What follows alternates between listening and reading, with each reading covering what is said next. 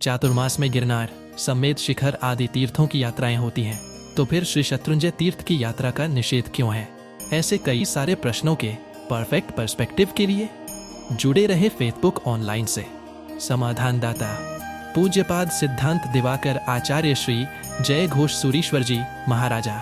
समाधान: द्रव्य पूजा में स्वरूप हिंसा तो होती है, लेकिन वह स्थावर काय की होती है, जबकि इस वर्षा ऋतु में पहाड़ों पर वनराजी पनपने से अनेक त्रस्त जीवों की उत्पत्ति होती है। इसलिए जय करने के बावजूद भी विराधना की संभावना अधिक रहती है। इसी कारण से इस तीर्थ की यात्रा का निषेध है। श्रावक अतिचार सूत्र में कहा गया है, वर्षा काले दाम तरु कीधो, यह एक अतिचार माना गया है। चातुर्मासिक अष्टाहनिका व्याख्यान में उल्लेख किया गया है कि कुमारपाल महाराजा ने चातुर्मास में गांव के बाहर न जाने का नियम लिया था और उसमें पाटन नगर के बाहर स्थित तीर्थों की यात्रा की भी कोई छूट नहीं रखी थी।